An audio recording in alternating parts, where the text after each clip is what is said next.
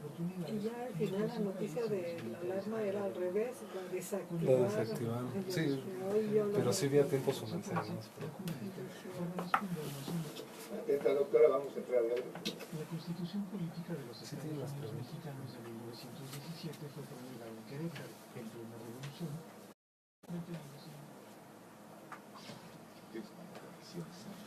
Todo público y Canal Multimedia. Es presidente. Rutas y retos de legalidad con Sonia Venegas Álvarez.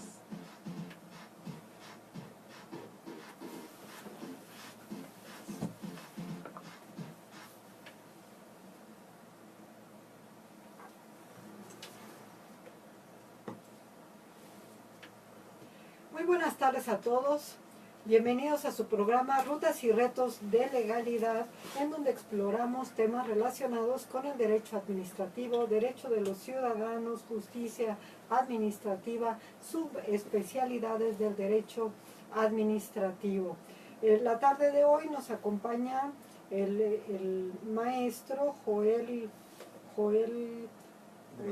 Alejandro Gómez Treviño, quien es presidente de la Academia Mexicana de Derecho Informático, con quien platicaremos sobre un tema muy interesante, muy novedoso, muy poco explorado desde este ámbito jurídico, como lo es el blockchain y los contratos inteligentes. Buenas tardes, maestro. Doctora, muchísimas gracias por la invitación. Estoy encantado de estar con ustedes. Es un placer.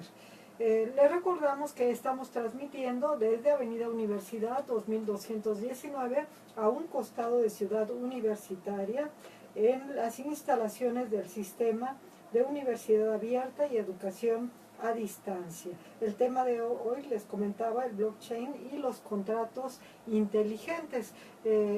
Maestro Joel Alejandro Gómez Treviño, pues realmente aquí necesitamos que nos lleve de la mano, porque pues para nosotros es un tema sumamente novedoso, a pesar de el auge que está empezando a tomar este tipo de temas, ¿verdad? Ya en la práctica y en ámbitos pues muy especializados en donde tiene aplicación. ¿Pudiera platicarnos a nuestro público, que son generalmente alumnos que estudian la carrera de Derecho, carreras afines, profesores también del ámbito jurídico, así como pues el público en general interesado en temas jurídicos? ¿Qué es el blockchain? Partimos de ahí, por favor. Doctora, muchas gracias de nuevo por la invitación. Y mire, es a veces complicado definir blockchain porque no tiene una sino muchas definiciones.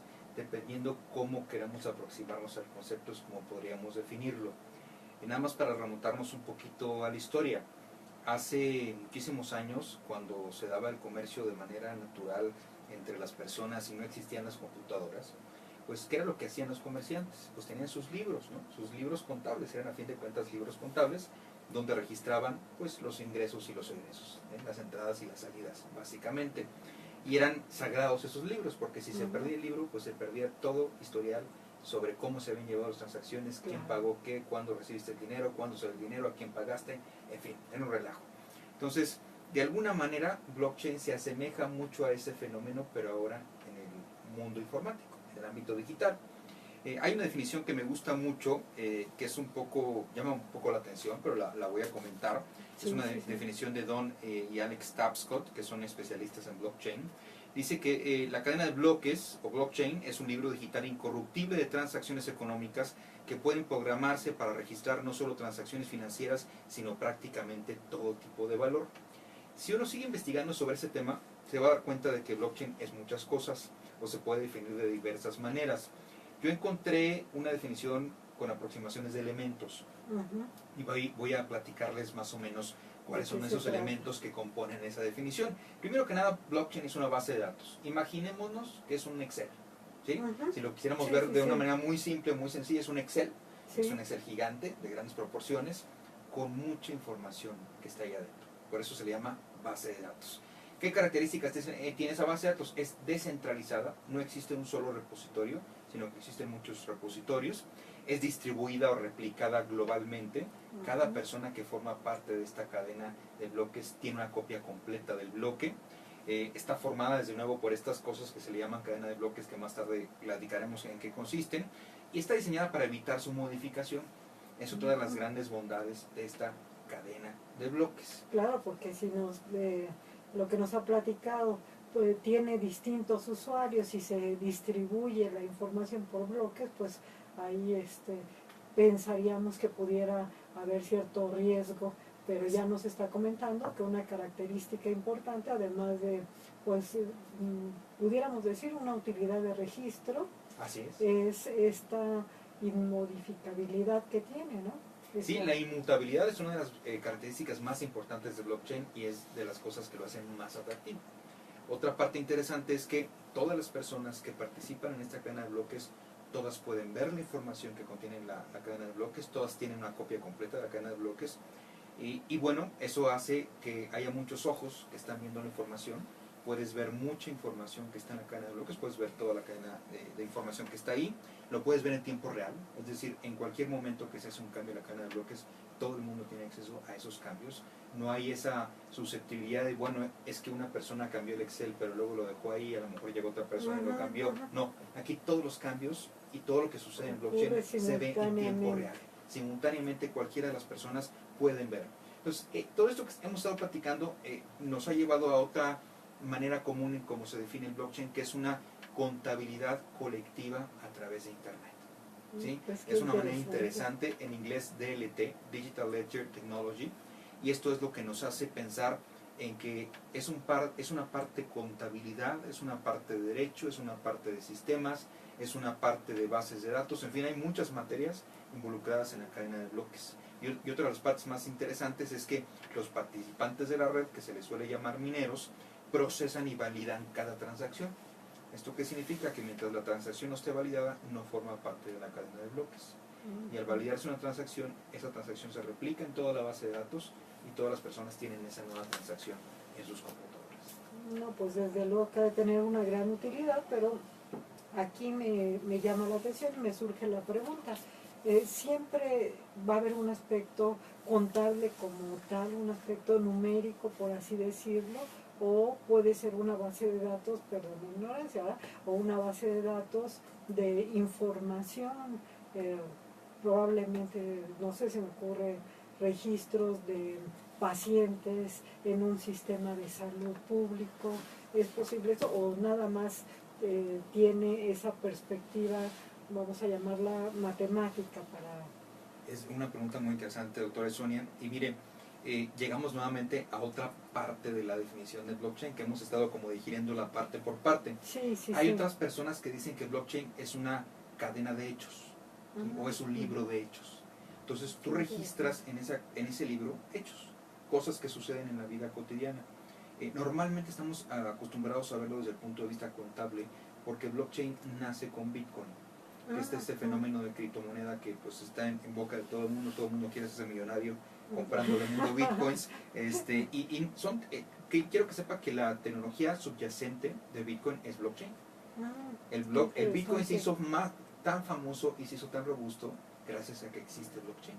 De hecho, blockchain nace simultáneamente con Bitcoin, son parte de la misma infraestructura tecnológica y eso hace que tenga mucha fortaleza esta criptomoneda. Sin embargo, luego suceden cosas en el mundo de las computadoras, en el mundo del código.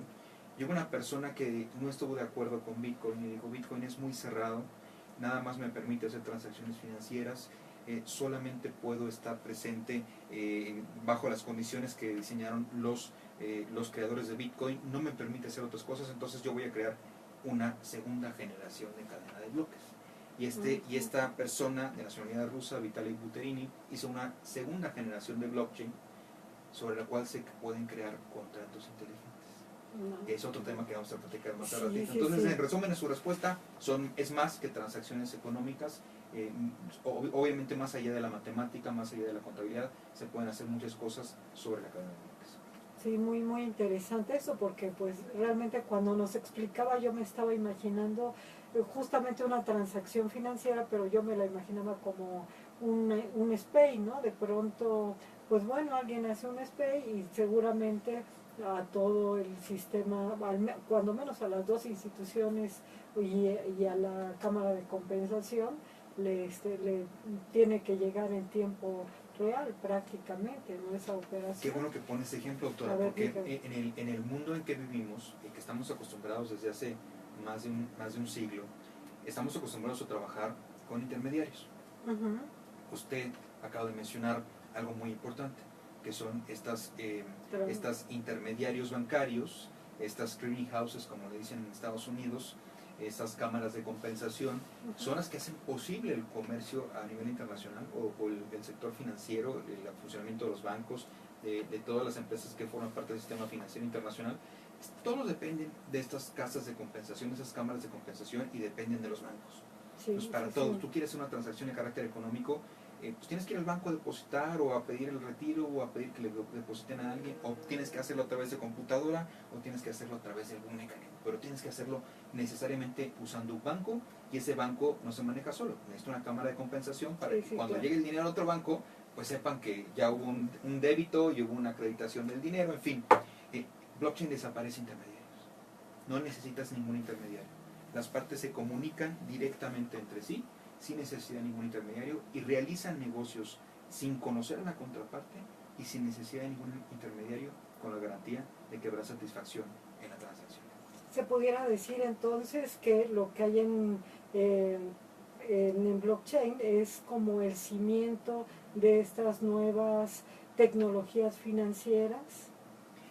Bueno, de hecho, el blockchain posibilita el funcionamiento de muchas empresas de tecnología financiera, que ya estamos brincándonos al tema de fintech, que es un Ajá. tema súper interesante. Sí, que Tenemos es otro tema. ya la publicación en el Diario Oficial de la Federación, el mes de marzo se publica, la primera semana de marzo se publica en el Diario Oficial de la Federación la ley fintech, Ujú. y la ley fintech trae un apartado de criptomonedas, que curiosamente no le llaman criptomonedas, le llaman activos virtuales, Ujú. y regula de manera más o menos light el funcionamiento o la manera en cómo se pueden adaptar o utilizar las criptomonedas. Y además No hasta regula- el año que entra, ¿no? Todavía tenemos algunos tiempos porque, Sí. y fíjese, yo les invito a cualquiera que esté interesado en el tema, denle un search en el Word, bajen la ley en Diario Oficial, bajen en formato Word, denle búsqueda de la palabra disposiciones de carácter general y van a encontrar un montón de resultados. ¿Qué significa? ¿Qué les quiero decir con esto? Que falta mucha legislación secundaria que va a venir por parte de Banco de México, de la Comisión Nacional Bancaria de Valores, de comisiones intersecretariales. Falta todavía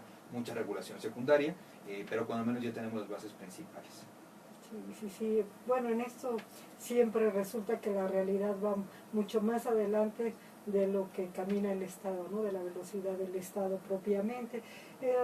Esto a mí me resulta muy novedoso realmente. ¿Cuánto tiempo tiene? ¿En dónde se gestó? Ya nos daba un avance un poco acerca de un ruso, ¿no? Por aquí. Sí. Es muy interesante la historia del blockchain y de los contratos inteligentes, que son temas relacionados. Blockchain se gesta en 2008. En el año 2008, una persona o grupo de personas, y ahorita explico por qué lo explico de esa manera, una persona o grupo de personas de nombre Satoshi Nakamoto publican un paper, un documento científico, en donde establecen las bases de la creación de un sistema electrónico de pagos, ¿no? De un sistema electrónico de pagos, un sistema electrónico de moneda, para ser más exactos. Y en 2009, un año después, ya lanza esta persona, Satoshi Nakamoto, digamos, abre el código y ya dice, pues ya, aquí está algo que se llama Bitcoin. No ponen mucho énfasis en el blockchain, simplemente dicen, aquí está Bitcoin, vamos a utilizarlo. En aquel entonces valía centavos de dólar.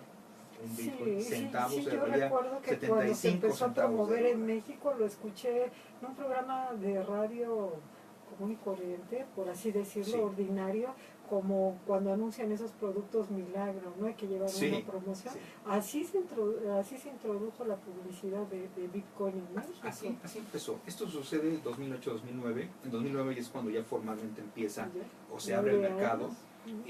Sin embargo, no empieza a tener éxito o no se le empieza a ver mucha promesa sino hasta el 2014. En 2014 es cuando pasa este tema de Vitalik Buterin, que dice, el código de Bitcoin está muy cerrado, es poco flexible, no me deja hacer cosas, voy a hacer una segunda generación de cadena de bloques. Digamos que se desprende un poquito del consorcio de Bitcoin y lanza su propia segunda generación de cadena de bloques, que se llama Ethereum, y esta segunda generación de cadena de bloques permite la generación de contratos inteligentes sobre blockchain. Entonces, eso ya tenemos que es una parte muy importante. Más adelante vamos a platicar sobre contratos inteligentes, pero más o menos es así como nace esta figura, esta plataforma, esta herramienta de blockchain en el mundo. Pues por lo pronto ya nos muestra de que ya va para 9 años en el funcionamiento y con 2 grandes pasos históricos, ¿no? Estos 2 grandes pasos históricos. ¿En qué otra cosa ha tenido aplicación? Digo, ya con esto es bastante porque estas criptomonedas han venido a revolucionar el mundo financiero realmente, Así es. me parecería. ¿En qué otra cosa ha tenido aplicabilidad? Yo creo que para llegar a esa respuesta necesitamos abordar cuáles son las características que hacen a blockchain tan querido, tan seguro y tan bueno para muchas cosas. Les voy a platicar cuáles son las características. Primero que nada, estamos hablando de almacenamiento de datos. Es una base de datos, es una característica muy importante. Es algo que nos sirve para almacenar información. La segunda característica, la transmisión de datos. La transmisión de datos se da a través de redes peer-to-peer. Para entender el fenómeno de redes peer-to-peer, tendríamos que hablar un poco de la industria de la música. Hace muchos años, cuando existía Napster, pues todo el mundo nos conectábamos a Napster para descargar las canciones de Napster. Era un servidor, un repositorio central donde estaban todas las canciones, toda la música de Napster. Igualmente hoy, si tenemos un iPhone, pues tenemos iTunes, entramos a iTunes, compramos las canciones que queremos, las descargamos al teléfono, pero las descargamos de un repositorio central que son los servidores de Apple. Bueno, después la industria de la música se simbra porque se crea la tecnología peer-to-peer. ¿Qué es tecnología peer-to-peer?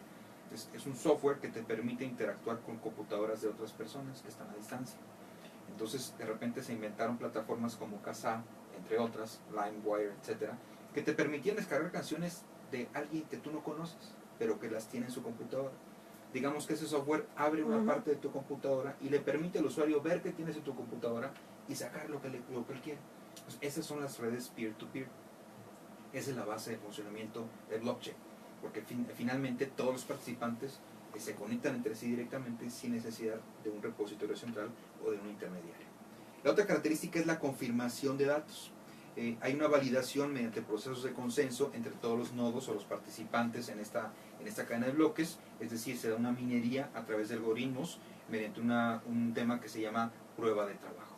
Entonces, cada transacción que entra a esa gran base de datos es validada, es procesada, para que pueda llegar a formar parte de esta cadena de bloques. Y que eso yo creo que es de los elementos que le debe de dotar de mucha seguridad y de confianza para quien entre cuando menos un poquito a asomarse que quiera hacer una operación de esa naturaleza, ¿no? Como digo, a lo mejor es muy elemental, pero cuando vamos a hacer algún pago, una compra, pues ver que tenga el sistema de seguridad validado, ¿no? Entonces es un poco por ahí.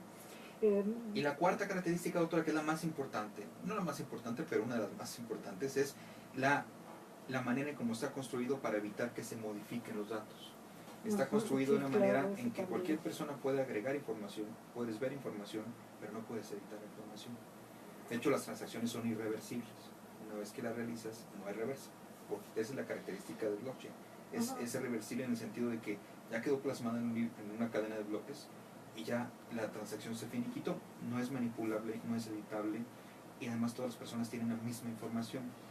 ¿Qué implicaría para que un hacker pudiera hacer algo con blockchain? Implicaría, pues primero, que pudiera vulnerar las firmas digitales, porque todos los bloques están firmados digitalmente. Sabemos que las firmas digitales son virtualmente imposibles de atacar, no imposible, pero virtualmente imposible. Son muy seguras las firmas digitales, lo que conocemos en el Código de Comercio como firma electrónica avanzada.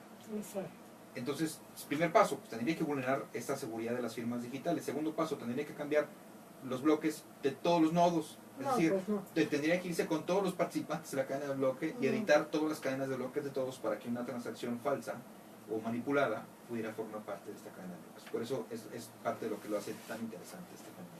Qué bien. Pues muy interesantes estas 4 características, sobre todo pues yo me quedo con las 2 últimas que me parece que le dan certeza, le dan confianza, porque sería terrible el poder de pronto retractarse, ¿no? Si solamente están entre particulares, realizando operaciones, pero tenemos que ir a un corte informativo, tenemos avisos institucionales y estamos de regreso con el maestro Joel Gómez Treviño, presidente de la Academia Mexicana de Derecho Informático, platicando sobre el tema de blockchain y contratos inteligentes.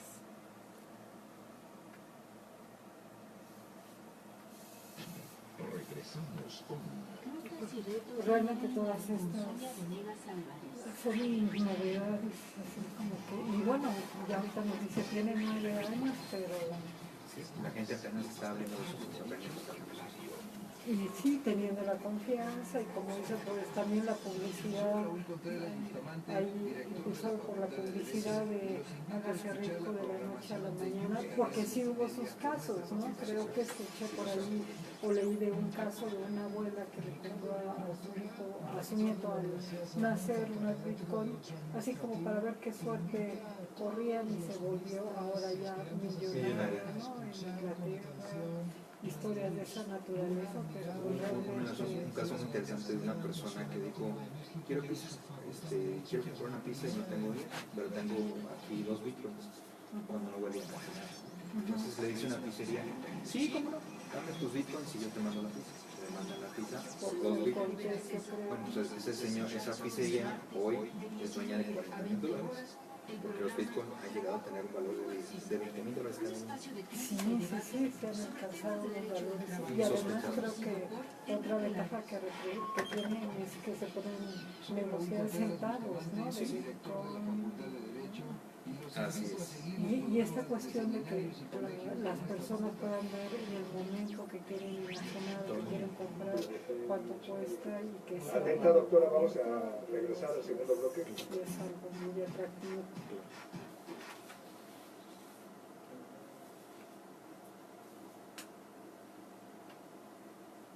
Estamos de regreso esta tarde con el maestro Joel Alejandro Gómez Treviño, presidente de la Academia Mexicana de Derecho Informático, platicando sobre blockchain y los contratos inteligentes. No sin antes recordarles que nos pueden seguir también en Facebook a través de la página Seminario de Derecho Administrativo, Facultad de Derecho, turno vespertino. Y recordándoles que estamos transmitiendo en vivo desde Avenida Universidad 2219 a un costado de Ciudad Universitaria en las instalaciones del sistema de Universidad Abierta y Educación a Distancia. Pues bien, maestro Joel, pues nos ha hecho un planteamiento muy interesante para que podamos entender qué es, grosso modo desde luego, qué es este blockchain, cuándo nace, cuáles son estas 4 características que lo vuelven tan atractivo. Y ahora bien, ¿cómo funciona? ¿Quién lo acciona? ¿A partir de cuándo? Porque dice, bueno, pueden ser varios los usuarios, la información se distribuye a través de bloques, todo el mundo estamos viendo, los que pertenezcamos podemos estar viendo esa información en tiempo real, pero ¿cómo funciona exactamente? Bueno, ¿Quién la doctora, acciona? ¿Qué puede cada parte? ¿Cuáles son los participantes en ese blockchain? yo creo que también valdría la pena comenzar por preguntarnos qué es un bloque, o qué contiene un bloque, por qué se le llama cadena de bloques. Bueno, un bloque es un pedazo de información, es un pedazo digital de información que contiene un número indeterminado de transacciones. Digámoslo de una manera sencilla, ustedes saben que cuando utilizamos Excel, pues Excel tiene hojas, ¿no? Que ahí vienen las pestañitas abajo y dice pues hoja 1, hoja 2, hoja 3 y ahí puedes poner la cantidad que Enormes, quieras. ¿no? Bueno, vamos a imaginarnos por un momento que cada bloque es una hoja. En una hoja de Excel puedes poner un muy buen número de transacciones sin que se te acaben. Entonces Sí. puede haber muchas transacciones que están reflejadas en una hoja. Llega un determinado momento en que esa hoja se cierra o ya no la quieres usar y te pasas a la segunda hoja que sería el segundo bloque y así sucesivamente. Entonces, para entender primero qué es un bloque, pues vamos a imaginarlo de esa manera. Es un espacio Muy digital práctico. donde puedes subir o registrar transacciones, por así decirlo. Ahora, ¿qué información tiene un bloque normalmente? Un bloque tiene información como el nombre de los participantes, la identidad de cada uno de ellos, la fecha, la hora, desde luego, de la transacción y el valor de la transacción. Esos son los elementos básicos de una operación registrada normalmente en una cadena de bloques que funciona para fines económicos como Bitcoin, por así decirlo. Y por ejemplo, suponiendo, porque entiendo que Bitcoin pues es un fenómeno mundial, aparece la hora de el usuario, por así decir, quien ingresó la información. Así es. Así es, sí, aparece con la regla de los usos horarios de las partes involucradas. Entonces, ya que tienes esa operación, vamos a suponer que María quiere enviarle dinero a Juan, y dice, bueno, pues aquí lo subo el bloque, esta transacción, quiero depositarle cierta cantidad de bitcoins, se manifiesta o se representa en un bloque. Ese bloque se sube temporalmente o se pasa a la cadena de bloques, pero sin que forme parte de ella, se pasa a una especie de limbo en donde existe un número indeterminado de transacciones por ser autorizadas o validadas. Entonces, en ese momento, vía streaming, por así decirlo, cada uno de los nodos que son participantes de la cadena de bloques reciben esa operación, esa transacción para ser validada. Una vez que la cadena de bloques es validada por los mineros o los participantes de estos nodos, entonces finalmente esta operación pasa a formar parte de la cadena de bloques. Y una vez que está en la cadena de bloques, Juan recibe el dinero. Es una operación relativamente sencilla. La parte más difícil de comprender es el tema de las firmas digitales, que sería tema de otro programa, que es un tema bastante interesante también y complejo por sí mismo, pero las firmas digitales posibilitan pues que las partes puedan interactuar con toda la seguridad porque las transacciones están firmadas digitalmente, cada una de estas operaciones. Así es como funciona en términos generales. Sí, en este proceso me llama la atención y quisiera preguntarle la validación, ¿cómo opera? ¿Solamente es en el momento en que se termina de dar clic a la firma electrónica? No. ¿O qué bueno que es esa pregunta, muy interesante. Es como una especie de competencia. ¿Por qué digo competencia? Porque los mineros están buscando validar operaciones porque tienen un incentivo económico. Cada vez que un minero valida una operación, se ganan unos pequeños fragmentos o fracciones de Bitcoin, como si fuera una operación corriendo sobre Bitcoin. ¿Cómo validan estas transacciones? Con algoritmos, con pruebas, con problemas matemáticos que son resueltos por las computadoras que están diseñadas para hacer estos procesos. ¿Por qué no se podía utilizar esta tecnología antes? Porque las computadoras no tenían el poder de procesamiento que tienen hoy en día. Algunas cosas que llaman la atención: el otro día leí una noticia que en Venezuela habían encontrado una bodega gigante con muchísimas computadoras que estaban minando monedas Bitcoin. ¿Cómo se dieron cuenta las autoridades? Por la cantidad de energía eléctrica que estaba generando esa bodega que aparentemente estaba deshabitada o sin uso, ¿no? De repente vieron, oye, pues hay un pico enorme de energía, esta bodega, entre comillas, abandonada, está consumiendo muchos recursos electrónicos, muchos recursos eléctricos, perdón. Pues llegan las autoridades y se dan cuenta que había 200 o 300 computadoras minando bitcoins. ¿Por qué? Porque se requiere un gran poder de procesamiento para estar resolviendo estos algoritmos matemáticos, estos problemas que son los que permiten hacer las pruebas de trabajo, que son las que finalmente validan cada una de las transacciones. ¿Y de quién eran esas? No se supo, no se supo, pero el gobierno de Venezuela pues ya lo están acusando de 1000 cosas a las personas que son dueñas de estas computadoras. Inclusive ya hay renta y venta de computadoras especialmente para minería de Bitcoin. Son computadoras caras porque requieren alto poder de procesamiento, e inclusive cuando te las venden te dicen, mira, tú vas a poder hacer tantos Bitcoins, pero de lo que hagas me vas a dar la mitad. Encima de que te las venden o te las renta, te piden que les des la mitad de las ganancias. Entonces es un tema súper interesante desde todas las perspectivas. Bueno, pues este desarrollo de tecnologías que muchas veces nació así como con un espíritu comunitario y solidario, pues se ha vuelto un negocio súper atractivo, ¿verdad? Así es. En esta cuestión también de blockchain, de este modo. Bueno, y antes de que nos fuera a ganar el tiempo, porque siempre nos suceden estos programas que son tan interesantes con estos temas tan novedosos, pudiéramos anticipar un poco de los contratos inteligentes, que son, a no ser que haya algún aspecto que vuelvo a confesarme, yo de ese tema de blockchain conozco casi nada. Bueno, fíjese que, como lo comentábamos hace ratito, los contratos inteligentes nacen de una inquietud de uno de los participantes del consorcio de Bitcoin, que decía que no era lo suficientemente flexible, que él quería hacer cosas distintas. Entonces pues él se sale por su lado, empieza a construir, algo que se conoce como segunda cadena o segunda generación, perdón, de cadenas de bloque, que hoy en día toma el nombre de Ethereum. Ethereum es también otra plataforma digital de monedas virtuales, ¿no? O de criptomonedas. Las monedas se llaman Ether, la plataforma se llama Ethereum, ¿no? Entonces, él básicamente crea este sistema, dice, bueno, este sistema es parecido a Bitcoin, parecido a lo que todo el mundo ya conoce, pero con la gran diferencia que no nada más funciona para monedas o criptomonedas, sino que también funciona para otras cosas como contratos inteligentes. Y bueno, un contrato inteligente es un conjunto de códigos o un código de computadora que se ejecuta en la parte superior de una cadena de bloques que contiene un conjunto de reglas, y este conjunto de reglas son las reglas mediante las cuales las partes se pusieron de acuerdo, es decir, es un contrato formalmente hablando, y las partes acuerdan interactuar con ese conjunto de reglas. Si se cumplen las reglas predefinidas, entonces el acuerdo se aplica automáticamente. El código del contrato inteligente tiene características muy particulares: facilita, verifica y hace cumplir la negociación en un contrato. Esas son las características interesantísimas.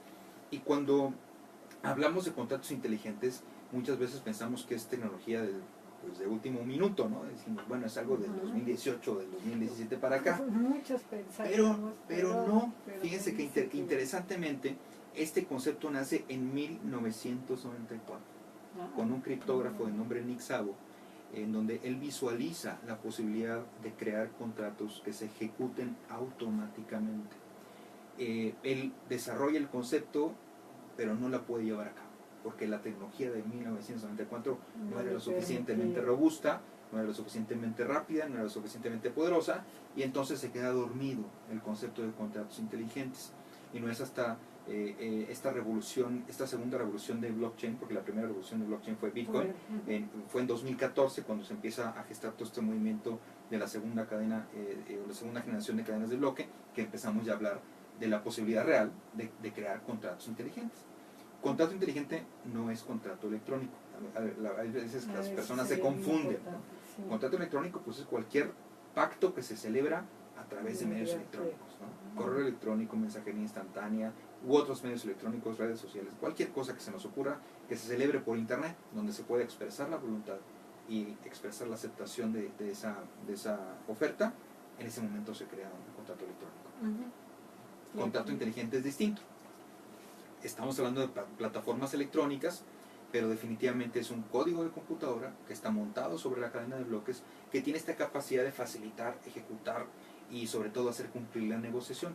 ¿Y por qué se hace mucho énfasis en esto? Bueno, primero, tenemos que entender como abogados que los contratos son un conjunto de reglas.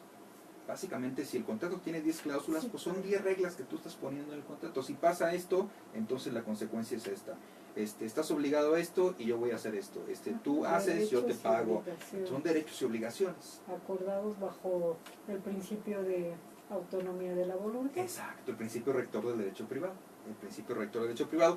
Y bueno, ¿qué pasa con los contratos? Pues todos somos abogados y todos hemos leído alguna vez un contrato que no entendemos. Sí, claro. ¿Qué fue lo que quiso decir? ¿Quién redactó este contrato? Le preguntamos al cliente, ¿no? Oye, ¿qué quisieron decir? El cliente me dice, si tú no sabes, yo menos, ¿no? Y ahí vienen los problemas con los contratos, cuando las partes no entienden lo que quisieron decir quienes firmaron o quienes crearon originalmente esos contratos. La ventaja de estos contratos inteligentes es que no hay renglón, no hay espacio para una doble interpretación, porque una vez que lo subes a código, el código es binario, son unos y ceros, no hay grises, ¿sí? O es blanco o es negro. Pues es otra de las maravillas de la contratación inteligente, no te permite espacio para, es que yo no quise decir eso, o es que creo que la intención era otra. No, aquí es blanco o negro. Fíjense bien, otra de las características interesantes, el abogado tiene que sentarse con el informático y le tiene que explicar el contrato, y el informático deben saber cómo convertir ese texto de contrato, esa cláusula, en binario. Esa es la parte interesante. Muy interesante, digo, de pronto hasta se me antoja, todos los contratos debieran de ser así, ¿no? De ese modo.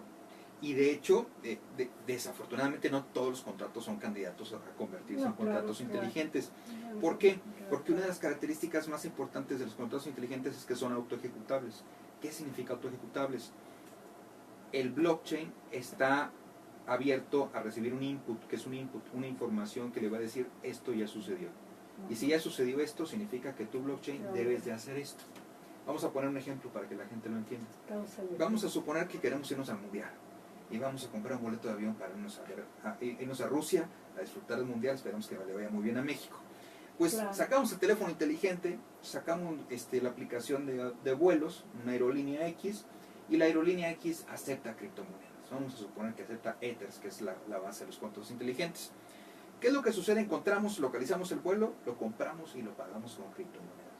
Aquí está un Ether o 2 Ethers o la cantidad de Ethers que cueste el vuelo. Llegas al aeropuerto muy contento, ya con tu familia, con tus playeras de la selección nacional, y ves que el vuelo no sale, ¿no? Dices, bueno, pues ya pasó media hora y no sale, pasó 1 hora y no sale, 2 horas no sale, 4 horas no sale.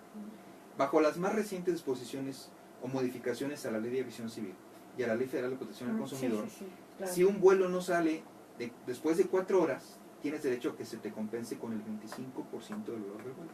Sí. Imagínate qué genial sería que a la hora número 4 la criptobilletera de la aerolínea te deposite a ti de manera automática y sin ninguna caja de por medio el 25% del valor del vuelo, solamente porque el reloj marcó 4 horas y el avión no había salido. ¿Cómo sabe la computadora que no ha salido el avión? Porque todo está controlado por computadoras hoy en día. Las computadoras saben cuando el avión despega, aterriza, sale, etcétera. Entonces, por eso se habla de un input. El blockchain tiene que estar recibiendo esa información de que algo sucedió o de que algo no sucedió. Entonces, eso es lo que hace autoejecutables a los contratos inteligentes. Es una de las mejores características que tiene. Sí, eso me parece, como nos los plantea, excelente manera de ejecutarse los contratos sin que haya que ir frente a una autoridad o frente a un tribunal, ¿no? Y demandarlo, sino hacerlo de manera automática, ¿verdad? Y tratando de comparar los dos sistemas, el de Bitcoin contra el de Ethereum, ¿realmente Ethereum lo supera desde su punto de vista? Yo creo que sí, desde el punto de vista funcional. El sistema Bitcoin solamente sirve para comprar y vender criptomonedas, no tiene ninguna otra funcionalidad. El sistema Ethereum te permite comprar y vender Ethers, pero también te permite crear contratos inteligentes sobre la cadena de bloques de segunda generación denominada Ethereum. ¿Qué significa? Que puedes intercambiar valor, pero también puedes intercambiar otro tipo de información, como es la gestación de un contrato inteligente. Entonces eso hace tremendamente valioso y potencial los usos que se le puede dar a esta segunda generación de cadena de bloques denominada Ether o Ethereum, ¿no? Para ser exactos. Repitiendo un poquito para que nos quede claro, ¿cuáles entonces son las características de estos contratos inteligentes?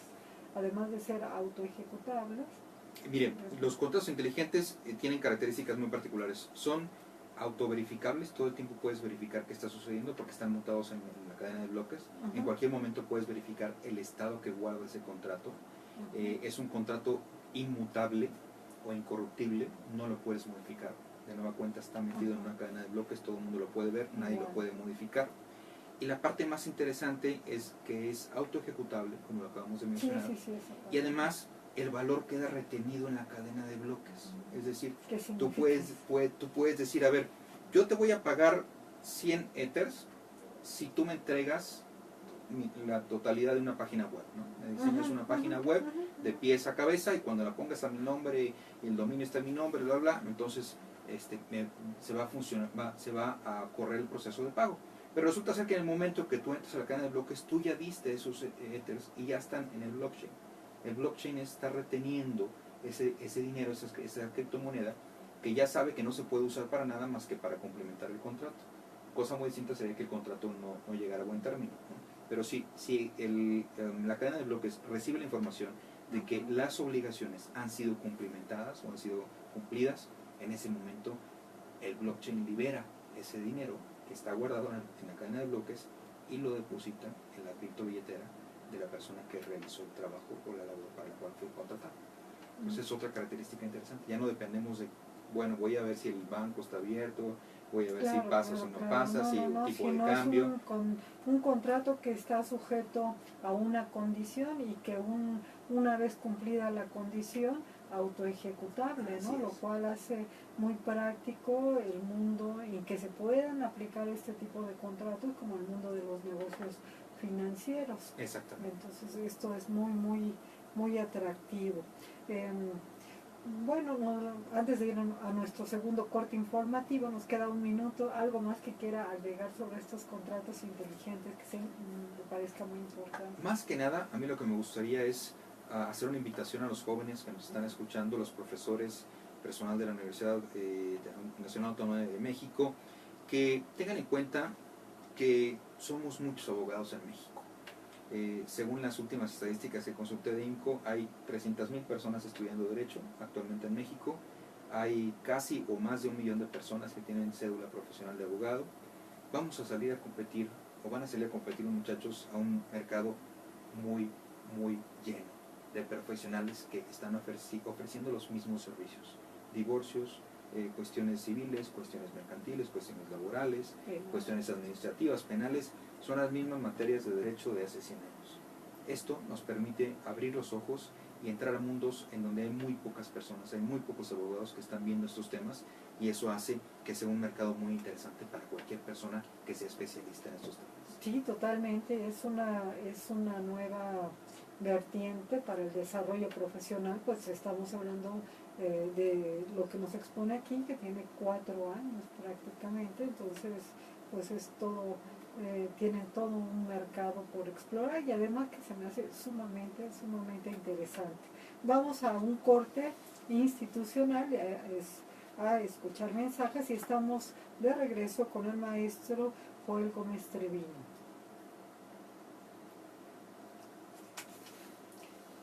Nos queda solamente un último bloque, como 10 minutitos. ¿Cómo que le gustaría que le parezca así importante que leemos? Digo, a mí se me ocurre, por ejemplo, el platicar y el estar aquí, ¿qué, no? Porque si todo queda en el ámbito del principio de la voluntad de las partes, todo o tiene algún juego, ahí tiene alguna intervención en esto, o digo, perfilando un poquito a lo mejor hacia la definición. Totalmente, me parece muy bien. Me parece muy bien. Principios en común que, entre otras cosas, sirven para la comprensión del origen y significado de formas similares, que a su vez se relacionan tanto con principios lógicos como con ideales. La historia del derecho, como ha sido evidente a lo largo de estos programas, tiene su propia rama dorada con diversas manifestaciones, como la necesidad propia del nombre de relación entre blockchain y los contratos inteligentes propiamente, no sería solamente para las criptomonedas. Ethereum ha tenido más aplicaciones entonces diferentes a su propia criptomoneda.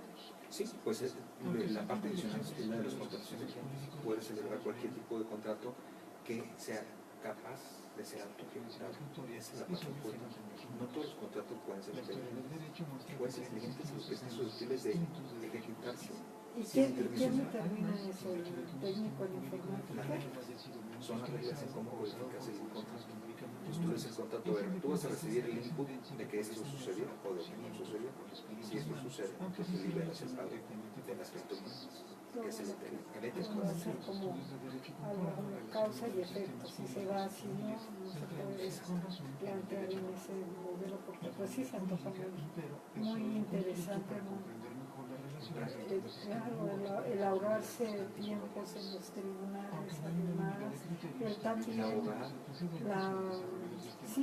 y la confianza, ¿no?, de llevar a cabo, porque a lo mejor pues estos dos actores, estos dos usuarios están en lugares muy distantes, ¿no? Entonces, ¿cómo es que si le deposito y si no me manda y si esto? Entonces, esto está bien. Y la desconfianza que puede ser de las dos partes, ¿no? Porque el otro puede ser bueno y al revés, y si le entrego y no me paga, ¿no? ¿Qué hacer? Sí. Yo siempre me gusta contar una anécdota. Quieren preguntarme cuáles son las bondades asociadas con los contratos inteligentes. Para ponerlo en Atenta, doctora, vamos al último bloque. Sí.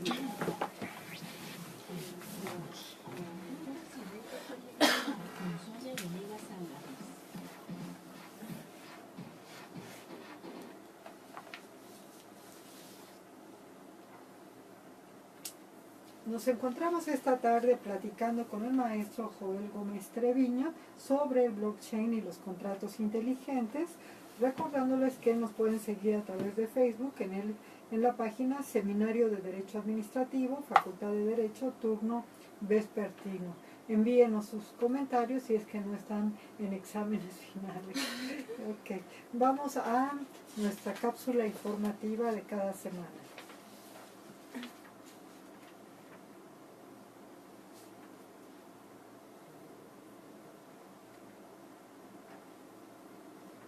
Buenas tardes. El día de hoy, viernes 1 de junio, se publicó en el Semanario Judicial de la Federación una jurisprudencia proveniente de contradicción de tesis respecto de plenos de circuito, cuyo rubro es publicación de datos de contribuyentes que, pongan mucha atención aquí, estimados radioescuchas, a juicio de la autoridad fiscal, se ubican en los supuestos previstos en el artículo 69 del Código Fiscal de la Federación. Constituye una resolución definitiva para efectos de la procedencia del juicio contencioso administrativo federal.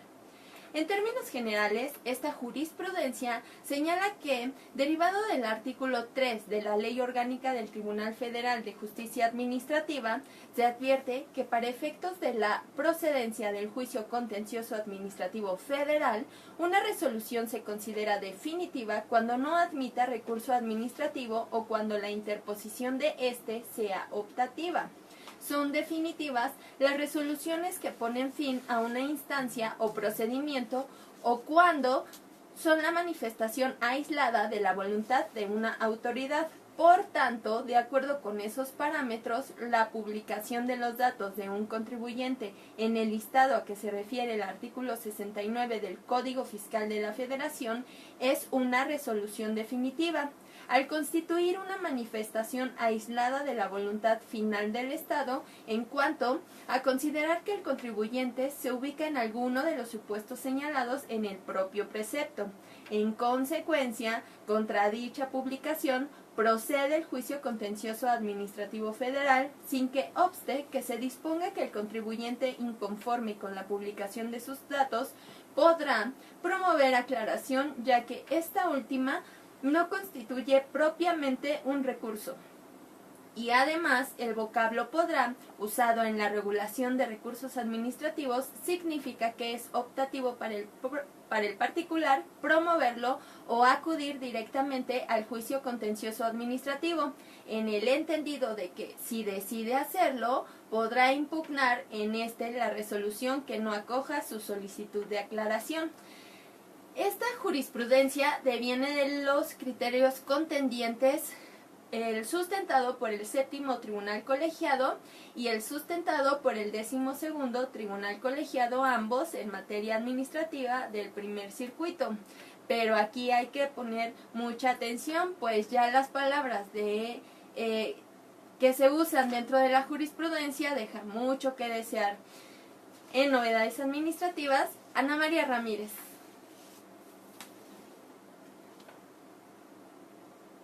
Seguimos en su programa Rutas y Retos de Legalidad esta tarde con nuestro invitado, el maestro Joel Gómez Treviño, platicando de el blockchain y los contratos inteligentes. Pues bien, maestro, nos estaba comentando la importancia y las características que tienen estos contratos inteligentes. ¿Pudieran abundar un poquito más? ¿Qué ventajas, qué bondades tienen estos contratos? Con gusto, doctora. Mire, los abogados somos especialistas en muchas cosas. Y una de las tareas más importantes de un abogado que es consultor de empresas, consultor de particulares, es transmitirle seguridad al cliente. El cliente llega contigo y te dice: oye, abogado, necesito firmar un contrato de compraventa o de arrendamiento o de cesión o un contrato de franquicia. Por favor, ayúdame, échame la mano, redáctalo. O sabes que ya me llegó el contrato por la parte con la que estoy negociando, revisa, ¿no? ¿Qué es lo que hacemos los abogados? Típicamente, a ver, cliente, vas a pedirle acta constitutiva, vas a pedirle el poder, identificación de los apoderados, comprobante de domicilio, el acta de nacimiento de la abuelita, y le empiezas a pedir y pedir cosas, y además, cuando ya le pediste todo eso, nos faltaba la garantía, porque qué tal si no te cumple.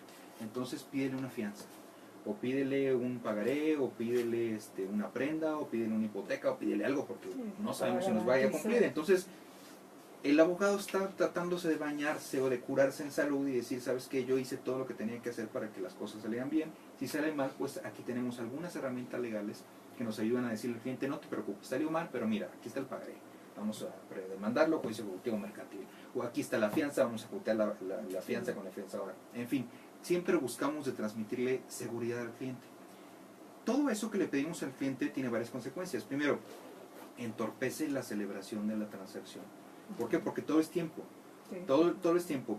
Pídele, y el otro llega al cliente con el otro abogado o con el contador o con el contralor y me pidieron esas 10 cosas, pues conjúntalas para mandarlas y que ahora sí podamos cerrar la transacción. Y a veces ahí se pierde todavía más tiempo cuando empieza. ¿Y por qué? ¿Para qué lo quiere? ¿Y este otro Sí. documento? ¿Por qué no? O empezamos a analizar, oye, pues es que trae datos personales y bajo la nueva ley pues no podemos compartir datos personales y se lo compartimos tachado o no se lo compartimos. Sí, y empieza sí, ahí sí. el ajetreo jurídico que todos conocemos. Sí, ¿no? sí. Y otra característica de estos temas es que además de que entorpece la transacción y la hace muy lenta, la hace más cara. ¿Por qué? Porque a fin de cuentas tiempo es dinero. Estás perdiendo tiempo valioso y no puedes seguir generando negocio porque estás atorado en el cierre de la operación. Además necesitas intermediarios que hacen más cara la operación. Si tú pides una fianza, la fianzadora te va a cobrar. Sí, sí, claro. ¿Sí? Si pides cualquier tipo de garantía a un tercero, pues ese tercero va a querer tener su ganancia. Entonces, ¿qué es lo que haces? Pues le subo el precio. Sí. Y si me va a pedir garantía, pues entonces se la doy, pero pues el costo de la fianza se lo voy a transmitir. Sí, O de plano le digo, modo, tú me ¿no? la pagas, ¿no? Si estás Sí, interesado, sí, tú me sí. la pagas. Entonces es una complejidad enorme el derecho transaccional, ¿no? El cerrar operaciones mercantiles o comerciales. ¿Qué pasa en el mundo de los contratos inteligentes? Pues pasa algo muy sencillo. Podemos hacer negocios sin conocer a la persona, sin pedirle un solo papel, sin pedirle ninguna garantía.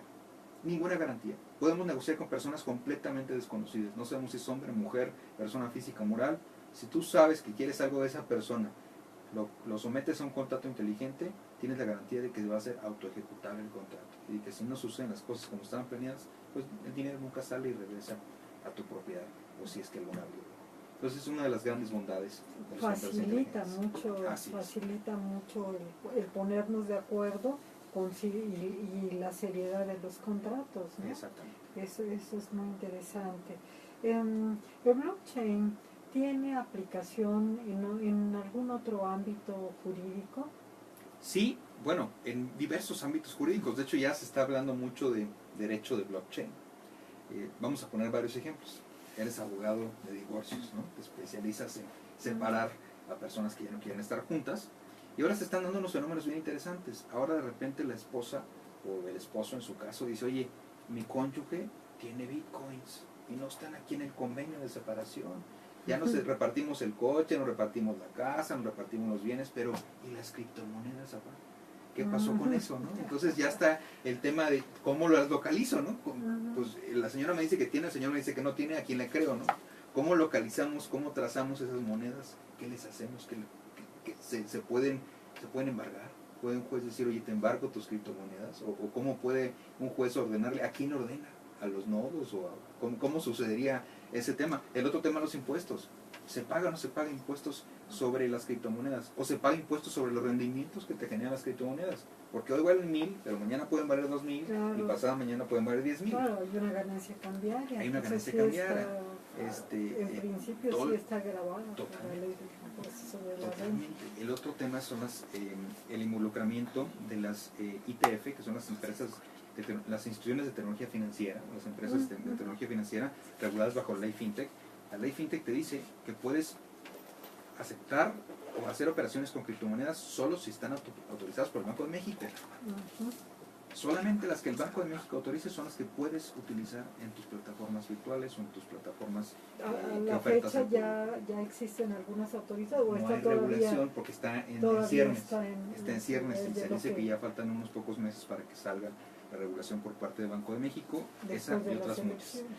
Probablemente después de las elecciones, vamos a ver qué va a pasar, ¿no? Pero sí, falta el tema de la certeza del uso de las monedas. De hecho, cuando se publica la ley FinTech, se publica la ley y además se publican reformas a muchas leyes del entorno financiero. Entre ellas la ley antilavado, ¿no? La ley para prevenir el uso de Sí, dinero proveniente de modos ilícitos, ¿no? Sí. ¿Y qué es lo que sucede? Se agrega una disposición en la que se convierte como transacción, como actividad vulnerable Ujú. el comerciar u operar habitualmente con criptomonedas. Sí, claro. Ya lo agregan como una actividad de riesgo, como una actividad vulnerable. Eso es otra de las consecuencias de la ley FinTech. Y como eso podríamos mencionar otras cosas muy interesantes. Otra de las grandes ventajas que se le denomina o se ubica al blockchain como una ventaja importante es el tema de propiedad. En países de tercer mundo, en países muy emproblemados, donde la gente tiene muchas carencias, cuando llegas al registro de la propiedad del país X, pues te vas a topar con que es un registro viejísimo que tienen cajas y cajas y cajas, papeles y papeles y papeles, y quieres hacer una operación con tu propiedad y te encuentras con la clásica de que pues no existe, o se perdió, o hubo una inundación Sí, el año claro, pasado, claro, se mojaron los claro, papeles, sí. desaparecieron, se nos quemó el registro hace 2 años, Ujú, desaparecieron, o hubo mano negra y alguien metió y sacó el papel y lo desapareció. Entonces la gente humilde, la gente de escasos recursos, en muchas ocasiones no puede transaccionar con su propiedad, por más modesta que ésta sea, porque se encuentra con esas dificultades en los Sí, registros públicos y sí, de sí, comercio. sí. ¿Qué pasaría si todos los registros de propiedad fueran a través de blockchain? No, Donde pues, las escrituras públicas estuvieran en blockchain, donde los registros de propiedad estuvieran en blockchain. Ya no no, habría pues necesidad sí, de papel. Sí, claro. Desaparecemos el papel para siempre. Sí, Y sobre todo no el papel, el riesgo que implica tener las cosas en papel.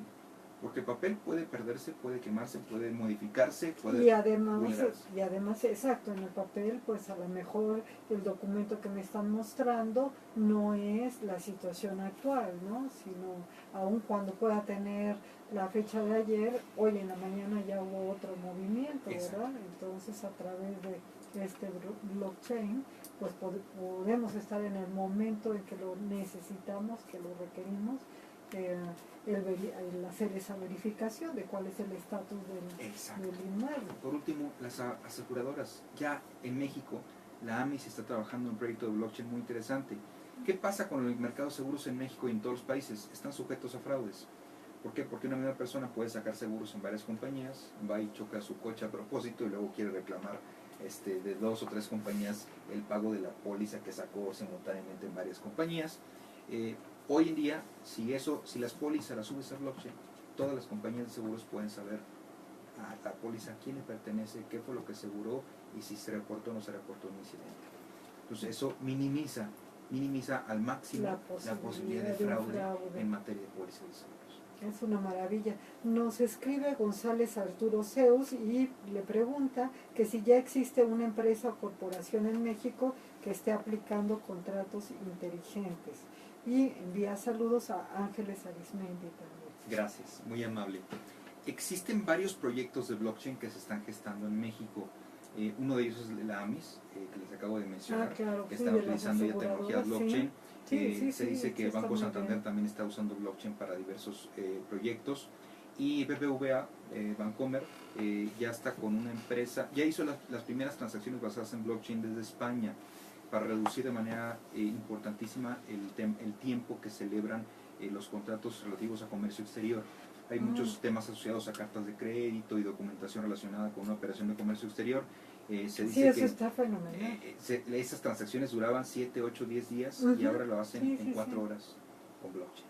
Qué bien. Entonces, de tener que esperarte semana y media para que los papeles fueran y vinieran, hoy se están celebrando en 4 horas las transacciones. Entonces, en efecto, ya hay muchos proyectos interesantes en blockchain que están trabajando, hay muchos emprendedores, el ecosistema de startup es muy impresionante, que están creando cosas nuevas, que están ofreciendo cosas nuevas, y yo creo que en el plazo de 5 años nos vamos a sorprender de la cantidad de proyectos en materia de blockchain y contratos inteligentes en México. Sí, esto que comentaba de comercio exterior, pues debe de ser, ya aplicándolo, realmente una maravilla. Debe ser una maravilla porque siempre con todo y la carta de crédito había un riesgo de última hora, ¿no? Pues el que paga o el que deja la mercancía se cierra el barco y si llegó no llegó, Sí. ¿no? Entonces siempre había ahí y los mismos bancos que eran quienes fungían entre las partes, pues lo decían, bueno, pues siempre hay un mínimo de riesgo y ahora pues pudiera estar, se cierra el banco, en ese momento liberan el recurso y las dos partes contentas, ¿no? Totalmente. Estamos llegando casi al final del programa. En el último minuto, además del mensaje tan positivo que le envía a los jóvenes para que pongan también su interés en estos temas tan novedosos que son una nueva beta para el desarrollo profesional, algo más que quisiera agregar, maestro, y además pues comprometiéndolo para que en un futuro vuelva a venirnos a platicar de estos temas tan interesantes. Encantado de estar con ustedes, doctora, cuantas veces me inviten, aquí está. Gracias, muchas gracias también a Juan Antonio por la invitación. Bueno, la otra parte del mensaje es para los profesores. Es importante que como profesor de Derecho te mantengas actualizado. En muchas ocasiones cuando llegan los alumnos conmigo a clases a ver la materia de Derecho Informático, les pregunto, oye, ¿viste en Derecho Penal los delitos informáticos? No. ¿Viste en Derecho Mercantil contratos electrónicos? No. ¿Viste en Derecho Civil contratos electrónicos? No. ¿En Propiedad Intelectual viste nombres de dominio, disputas? No. Entonces es un no. ¿Qué significa? Que los profesores no están actualizados. Y si el profesor no está actualizado, el alumno va a salir con un título desactualizado. Vas a ver lo que está en los libros de toda la vida, vas a ver lo que está en las leyes de toda la vida, pero no vas a ver cosas que necesitan conocer si quieren meterse en estos mundos o ámbitos digitales. Claro, y que es lo de hoy, definitivamente, ¿no? Que es lo de hoy. Pues bueno, damos por concluida esta muy interesante plática con el maestro Joel Gómez Treviño. Nuevamente le agradecemos infinitamente que nos haya acompañado esta tarde. Muchas gracias, maestro. Muchas gracias, feliz fin de semana. Y pues nos despedimos, los esperamos todavía el próximo viernes para platicar de otro tema muy interesante. Estará la magistrada Mosri por aquí de visita y recordando que en los controles tuvimos el honor de contar con el maestro César Alanís y como siempre para el desarrollo del programa nos apoyaron Juan Antonio Negrete Zaragoza y la maestra Ana María Ramírez. Que sigan disfrutando de esta calurosa tarde de fin de semana.